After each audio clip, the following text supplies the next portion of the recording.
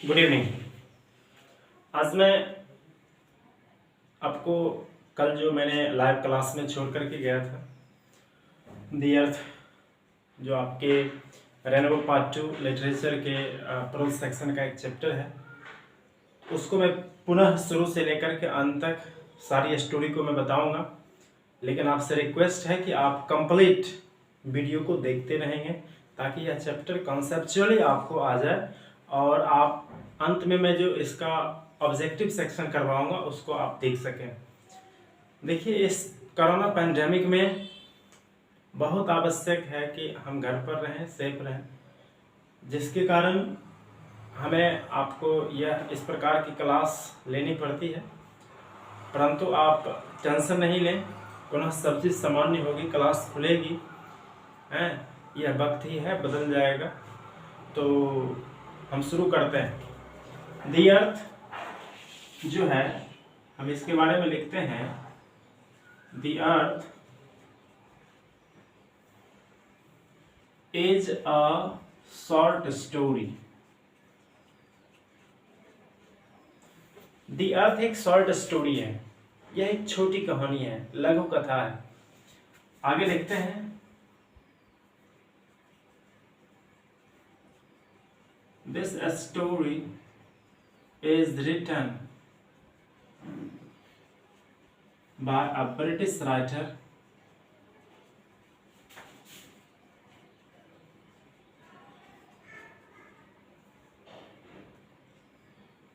H.G. Wells।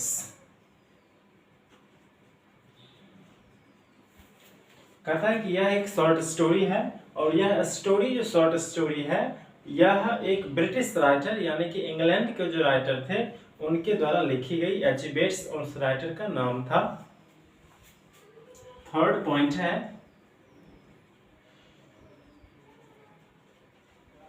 This story was happened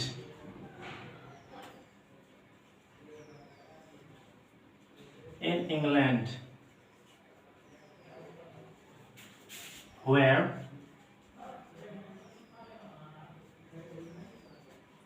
there was a family।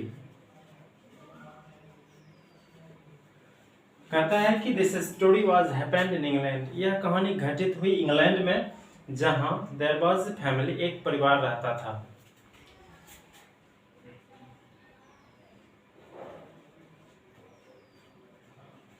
The Johnson, Johnson परिवार था। Johnson में दी लगा हुआ है, यानी प्रॉपर नाउन में दी नहीं लगता है, लेकिन जब हम किसी टाइटल के नाम के पहले दी लगाते हैं, इसका मतलब जॉनसन दंपत्ति, जॉनसन परिवार हुआ। दी जॉनसन फैमिली में, the Johnson was a poor and lazy farmer whom did not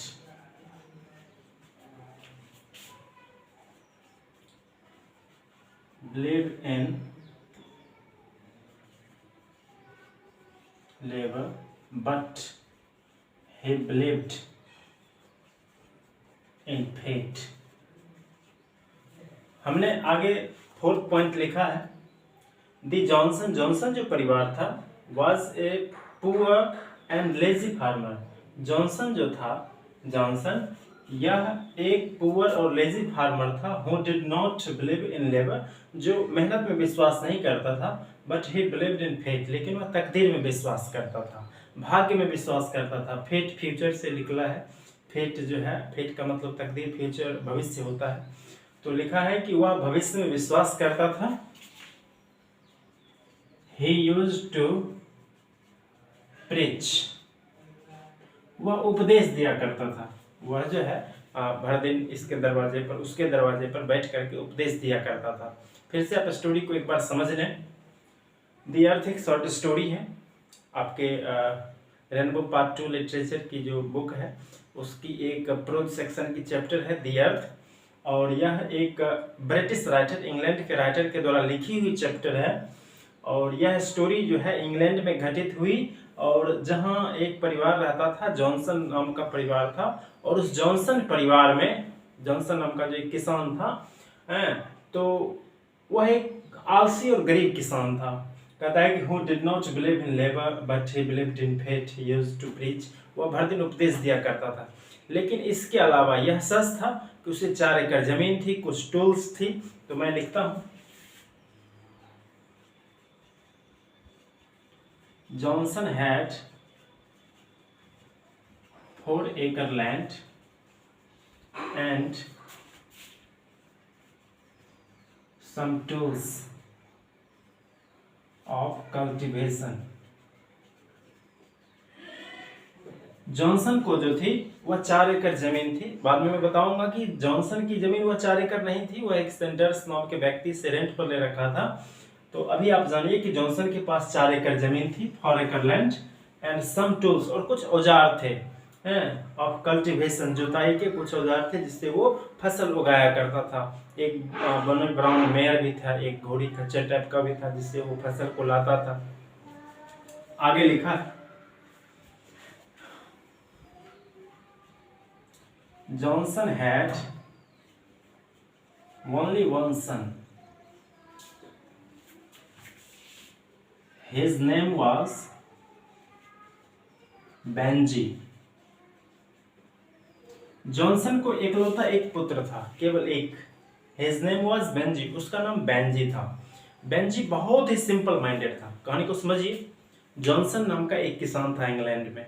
वो बहुत ही गरीब किसान था। 4 एकड़ जमीन थी, 1 एकड़ में 27 कट्ठा होता है, 27 कट्ठाज होते हैं। और आपको 108 कट्ठा उससे ज़मीन थी। लेकिन आप कहोगे सर जब उसे 4 एकड़ ज़मीन थी तो वो गरीब कैसे हो गया? एक्चुअली वह ज़मीन उसकी नहीं थी अपनी, वह जो है एनुअल टेनेंसी पर ले रखा था, एनुअल रेंट पर ले रखा था। वह 4 एकड़ जो ज़मीन थी वह सेंडर्स नाम के एक व्यक्ति से वार्षिक रेंट वह देता था, और वह जॉनसन जो है जुताई किए हुए था। लेकिन वह जॉनसन लेबोरियस कम था और वह फेट पर ज़्यादा विश्वास करता था। वह ज़्यादा थेइस्ट था, आस्तिक था, वह धर्म कर्म में ज़्यादा विश्वास करता था, उपदेश ज़्यादा देता था। इस प्रकार से आप आगे जानिए कि जॉनसन को एक पुत्र भी थी, उस पुत्र का नाम था बेंजी। बेंजी बहुत ही सिंपल माइंडेड था। बेंजी जो है अपने अन्य लोगों की तरह नहीं दिखता था। बेंजी बिल्कुल ही माइंड से सिंपल लड़का था। उसकी हाथ पैर की उंगलियां बड़ी थी, वह दूसरे की तरह बिल्कुल नहीं दिखता था, वह हाथ पैर की उंगलियों को गिन भी नहीं सकता था। तो इससे चिंतित होकर के एक दिन जॉनसन उसे डॉक्टर के पास ले जाता है। तो मुझे ये लिखना पड़ेगा कि Benji was very simple minded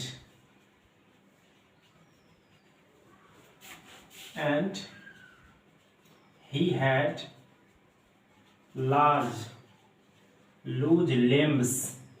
limbs का मतलब हाथ पैर की उंगलियां होता है। बेंजी बहुत ही सिंपल माइंडेड था और उसके हाथ पैर की उंगलियां बड़ा बड़ा था, वह अन्य की तरह बिल्कुल नहीं दिखता था।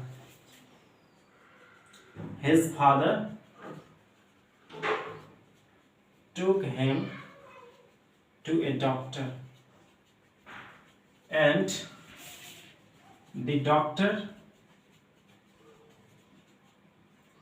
advised Benji to keep hands। हमने लिखा कि बेंजी बहुत ही सिंपल माइंडेड था। जॉनसन का जो पुत्र था उसे हाथ पैर की उंगलियां बड़ी बड़ी थी, बिल्कुल भद्र दिखता था। जॉनसन का जो पुत्र था ना बेंजी, बिल्कुल लल्हा टाइप का था। तो उसके पिता बहुत ही चिंतित रहते थे। अब किसी का पुत्र अगर मान लीजिए कि बता टाइप का हो जाएगा, इकलौता पुत्र है ना, तो उसको क्या करेगा, डॉक्टर के पास ले जाएगा। उसी तरह से जॉनसन भी उसे एक डॉक्टर के पास ले गया बेंजी को। तो डॉक्टर ने सलाह दी, डॉक्टर भी इस प्रकार का था, उसने कहा कि देखिए इसको किसी काम में एंगेज करवाइए, इसे जो है कुछ प्रैक्टिकल काम दीजिए करने के लिए, कुछ रिस्पॉन्सिबिलिटी दीजिए जिससे इसके ब्रेन पर जो है कुछ पॉजिटिव इफेक्ट पड़ेगा, ताकि यह कुछ अपनी रिस्पॉन्सिबिलिटी को समझ करके इसका मेंटल ग्रोथ अच्छा होगा। इसी एडवाइस के अनुसार जो है डॉक्टर के प्रिस्क्रिप्शन के आधार पर जो है बेंजी ने मुर्गी रखना प्रारंभ कर दिया। उसके पिताजी को जमीन थी, घर के पीछे में एक इनक्यूबेटर्स हाउस बना दिया, एक तार का मेवार बना दिया, वायर कूप, और उसी में शुरू में 10-12 मुर्गियां से जो है बेंजी अपना बिजनेस, अपना ट्रेड, अपना इंडस्ट्री स्टार्ट करता है। और शुरू में वह 10-12 मुर्गियों को रखते गया। धीरे धीरे करके बेंजी चूंकि काम में लगनशील रहा, बेंजी विद्यालय जाता था। बेंजी जो है थोड़ा बड़ा था लेकिन विद्यालय जाता था। पढ़ाई लिखाई में वो तेज बिल्कुल नहीं था, क्योंकि सिंपल माइंडेड था। लेकिन वह अब अन्य लड़कों की तरह खेलने की बजाय विद्यालय से सीधा अपने मुर्गियों के पास आता था और उस पर काफ़ी ध्यान देने लगा।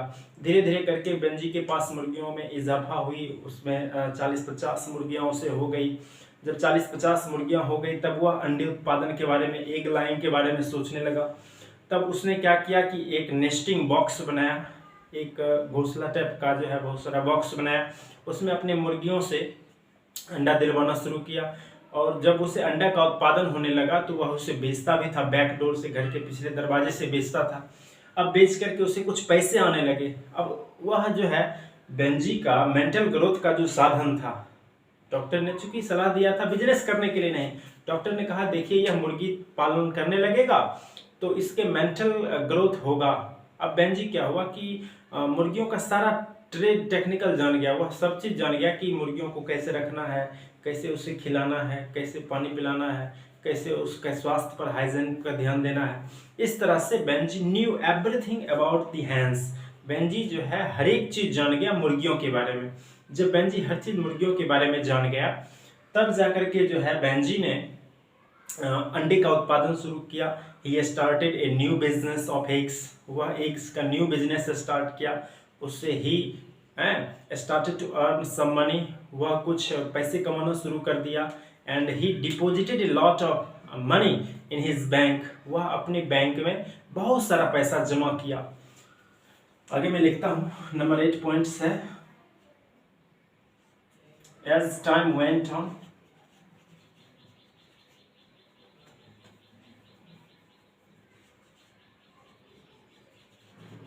Benji knew every tricks of trade and he earned a lot of money and deposited into the bank. Benji जो है बैंक में बहुत सारा मैंने डिपॉजिट कर दिया। उसके पिताजी ने कहा कि ठीक है, अब तुम्हें जो है पैसे बहुत हो गए हैं, चलो बैंक में जमा कर देते हैं, पासबुक ला देते हैं। बेंजी ने भी कहा चलिए ठीक है। बेंजी के माता पिता बैंक गए, बैंक से जाकर के सारा पैसा डिपॉजिट करके एक पासबुक ले आए। और एक दिन पासबुक जब बेंजी को देने लगे तो बेंजी ने पासबुक लिया और अपने पॉकेट में रख लिया। पॉकेट में जब रख लिया 300 पाउंड्स, लगभग 300 पाउंड्स, चूँकि इंग्लैंड में पाउंड्स होता है, उसका वहाँ की करेंसी है। जैसे हमारे यहाँ रुपीज़ है, अमेरिका में डॉलर है, तो इंग्लैंड में पाउंड्स चलता है। तो वहाँ जो है पाउंड्स में पैसे थे तो वो रख लिया अपने जेब में और बेंजी कुछ नहीं बोला।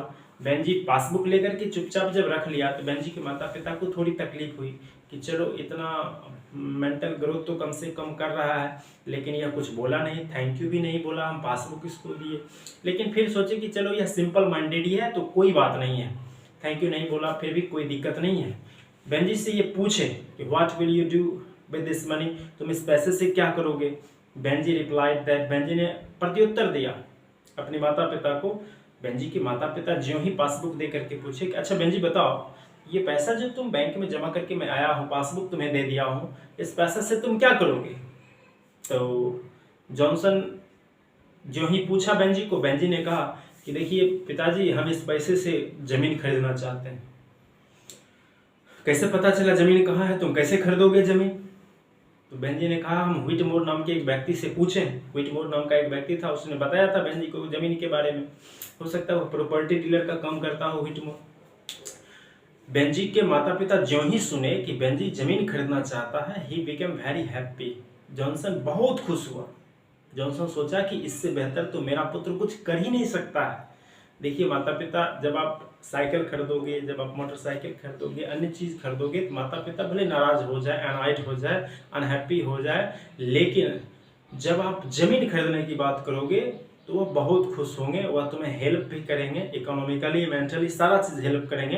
बेंजी के माता पिता को काफ़ी गर्व हुआ अपने जो है सिंपल माइंडेड सन पर कि पहली बार मेरा बेटा कुछ बेहतर करने के बारे में सोच रहा है। इसका मतलब यह पैसा बेहतर जगह पर लगाएगा। यह सोच करके बेंजी का माता पिता जॉनसन पति पत्नी दोनों काफ़ी खुश हुए। और उसके बाद जो है धीरे धीरे करके समय और बीतता गया। बेंजी जो है उस टाउन साइड का सबसे बड़ा पोल्ट्री फार्मर बन गया, उस टाउन साइड का सबसे बड़ा बिजनेसमैन बन गया। वह अब गाड़ी ले लिया, गाड़ी से जो है दूर दूर तक शहरों में नगरों में जो है दूर दूर तक अंडे पहुंचाया करता था। उसके घर पर लोग लेने के लिए आया करते थे। और इस तरह से Benji became a good trader, Benji became a very famous trader. Benji जो है एक बहुत बड़ा व्यवसायी बन गया, ट्रेडर बन गया। और उसने इतना बड़ा व्यवसाय कर लिया कि he now he used to employ the people. अब वह जो है लोगों को एम्प्लॉय करने लगा, मतलब अब वह खुद अकेले काम नहीं करता था। वह जब आपका बिजनेस बड़ा हो जाएगा तब आप अकेले नहीं कर पाएंगे, शुरू में आप अकेले करोगे, धीरे धीरे बड़ा हो जाएगा तो आपको असिस्ट करने के लिए, मदद करने के लिए कुछ असिस्टेंट की जरूरत पड़ेगी, एम्प्लॉय की जरूरत पड़ेगी। बेंजी भी इस तरह से अपने मुर्गी फार्म में लोगों को नियुक्त करने लगा। इस तरह से बेंजी के मुर्गी फार्म में लड़के लड़कियां आने लगे और काम करने लगे। उसी एम्प्लॉयड में से एक फ्लोरेंस नाम की लड़की थी, who was looking like Benji, जो बेंजी की तरह दिखती थी। बेंजी की तरह उसके भी मोटा शरीर था, बेंजी की तरह उसके भी लिप्स मोटे थे, चेहरा बिल्कुल अगली था, सिंपल माइंडेड वह भी दिखती थी। लेकिन बेंजी को जो है एक खूबसूरत लड़की की दरकार नहीं थी। वह नहीं चाहता था हमें खूबसूरत लड़की मिले, वह चाहता था एक ऐसी लड़की जो उसके बिजनेस में मदद कर सके, साफ सुथरा रखने में मदद कर सके। वह ऐसी लोगों की दरकार थी उसे जो उसके व्यवसाय में हेल्प कर सके। तो इस तरह से Benji began to love Florence, Benji जो है फ्लोरेंस से लव करने लगा। यह बातें माता पिता जॉनसन को जब पता चली, Johnson did not like Florence because she was अगली। जॉनसन जो है फ्लोरेंस को पसंद नहीं करते थे, क्योंकि एक नंबर में तो वह स्टाफ थी। चलो भाई स्टाफ है तो कोई दिक्कत नहीं है, फिर भी अगर वह दिखने में सुंदर होती तो अच्छी बात है, लेकिन she was looking very ugly, वह बहुत ही कुरूप दिख रही थी। हिज पेरेंट्स, उसके माता पिता did not like Florence, Florence को नहीं चाहते थे।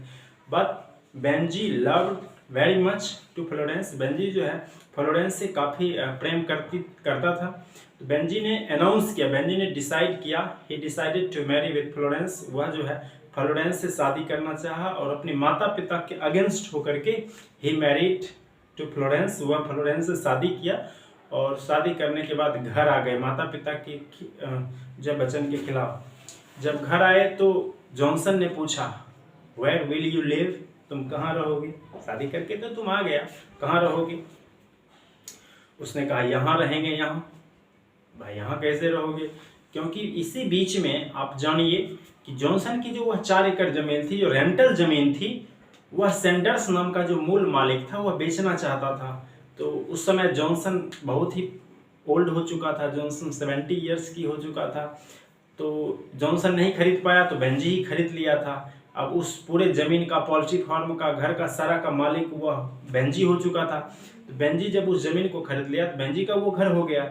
जब शादी करके आया तो माता पिता ने पूछा कहाँ रहोगे, बेंजी ने कहा हम यहाँ रहेंगे। यहाँ बेंजी ने अपने माता पिता का जो फ्रंट रूम था सामने वाला, उस रूम को खाली करवा दिया। बेंजी उस रूम में रहने लगा और माता पिता को पीछे भेज दिया। यह रिमूवल वाली जो बात हुई, माता पिता को हटाकर पीछे जो भेजने वाली बात हुई, यह उसको काफ़ी स्ट्रक किया, काफ़ी जो है उसे चोट पहुंचाया, काफ़ी हर्ट किया उनके माता पिता को। लेकिन चलो छोड़ो, सिंपल माइंडेड है, कोई बात नहीं है, शादी भी कर लिया, घर भी आ गया। आफ्टर ऑल माता पिता कोई भी गलती बच्चे करते हैं उसे लास्टली एक्सेप्ट कर ही लेते हैं, लेकिन बच्चों को वो मेंटल चीज़ों पर डिपेंड करता है कि वो सोच कर करें क्या करना चाहिए उससे। इस तरह से बेंजी अब उस घर में रहने लगा, लेकिन घर का माहौल अब दूसरा हो गया। उस घर में अब 2 महिलाएं हो गई, एक बेंजी की पत्नी फ्लोरेंस जो बतौर पहले नौकर थी, नौकरानी थी, और अभी एक बेंजी की माँ जॉनसन की पत्नी। दोनों महिलाओं में काफ़ी विवाद होने लगा। उसका बिहेवियर जो था उसके प्रति ठीक नहीं था। 9 नंबर में हम लिखते हैं Florence was very ugly, so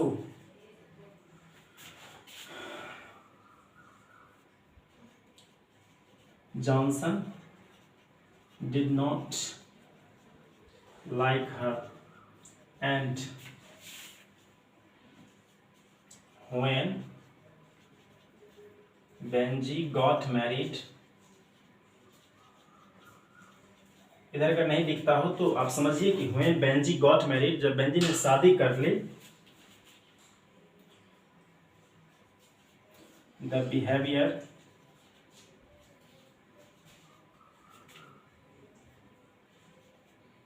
of Florence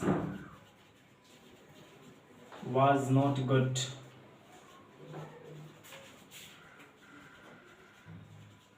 towards the Johnson।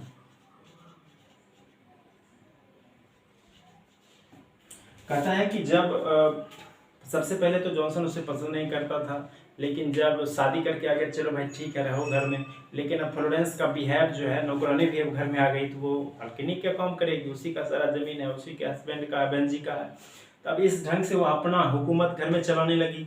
अब उसकी जो सासू माँ थी, जॉनसन की जो पत्नी थी, वो अपना हुकूमत चलाना चाहती थी, फ्लोरेंस अपना हुकूमत चलाना चाहती थी। इस तरह से दोनों के बिहेव में जब काफ़ी डिफरेंस आने लगी तो घर क्लियरली डिवाइड हो गया। अब दो साइड रहने लगे लोग। जॉनसन और उसकी पत्नी एक तरफ खाना बनाकर खाती थी और बेंजी और उसकी पत्नी फ्लोरेंस एक तरफ रह करके खाना खाती थी। इस तरह से भी नहीं चला। क्यों? क्योंकि घर में एक ही स्टेयर थी। स्टेयर बोले तो सीढ़ी, मैंने वर्ड लिखाया था आपको क्लास में। तो एक ही सीढ़ी थी, सीढ़ी पर चढ़ते वक्त भी दोनों में झगड़ा हो जाती थी। आफ्टर ऑल बेंजी ने एक डिसीजन निकाला, अपने माता पिता को बैठा करके एक दिन कहा कि you will have to go out of this house, आपको इस घर से बाहर जाना पड़ेगा। जॉनसन और उसकी पत्नी को बेंजी ने कह दिया कि देखिए, हम आपके कारण अपने ज़िंदगी में हम जहर घोलना नहीं चाहते हैं, इसलिए हम चाहते हैं कि हमें शांति सुकून से अगर आपको जीने के लिए देना है तो आप घर से बाहर चले जाए। यह बात सुन करके जॉनसन के सिर पर मानो पहाड़ टूट पड़ा हो। उसने कहा कि Benji, where will we go, हम कहाँ जाएंगे? We can't go right now because we are too old to go out, हम इतने बूढ़े हैं कि कहीं जा नहीं सकते हैं।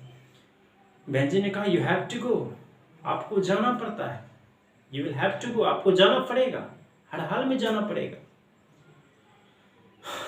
कहा ठीक है, सोचकर बताएंगे। इसी बीच में एक सप्ताह का समय जॉनसन और उसकी पत्नी ने ली, लेकिन इसी बीच में बेंजी के पास एक गाड़ी थी, एक फोर्ड थी, एक कार थी। उसने गाड़ी में बिठाया और अपने माता पिता को ले जाकर के एक शहर में जाकर के उसे छोड़ दिया। उस शहर में माता पिता को उतार दी गई। माता पिता का हाथ बिल्कुल खाली था, उनके हाथ में कोई सामान नहीं थी। बेंजी गाड़ी से नहीं उतरा, माता पिता को गाड़ी से उतरने दिया और he did not speak a few words, वह थोड़ा भी कुछ शब्द नहीं बोला। वो चुपचाप अपनी गाड़ी लेकर के घर आ गया बेंजी, और माता पिता को वहीं एक फुटपाथ पर उतार करके छोड़ दिया। अब जॉनसन शहर में था और चारों साइड देखा घूम करके, उसे कुछ भी नहीं दिखा। अब वह कैसे कहता कि एक समय वह 4 एकड़ का जमींदार था, उसे एक पुत्र था, किससे वह कहता? इस तरह से यह ट्रेजेडी, यह जो स्टोरी हुई, स्टोरी के दो, मान लीजिए अगर वह सुखांत हुआ, अंत में जाकर के सुख का एहसास हुआ तो वह कॉमेडी हो गया। अंत में अगर मान लीजिए दुख का एहसास हुआ, ट्रेजेडी हो गया। This story is a tragedical story, यह एक ट्रेजिडिकल स्टोरी है जिसका अंत भाग दुखांत से खत्म होती है। और इसमें यह दर्शाया गया कि अगर कोई व्यक्ति, कोई पेरेंट्स अपने लेबर से ज़्यादा, अपने फेट पर, अपने बच्चों पर ज़्यादा अगर विश्वास, मच ट्रस्ट करता है तो उसे अंत में जल करके निराशा हाथ लग सकती है। इस तरह से ये हो गई इसकी सारी स्टोरी। अब हम कल के नेक्स्ट क्लास के वीडियो में मैं आपको इसका ऑब्जेक्टिव सब्जेक्टिव क्वेश्चंस को सॉल्व करके बताऊंगा। तब तक के लिए हम लेते हैं आपसे अलविदा। आपको अंत तक देखने के लिए बहुत बहुत धन्यवाद। आपका दिन शुभ हो, आप मेहनत करते रहें, आगे बढ़ते रहें। Use your head and go ahead. Thank you.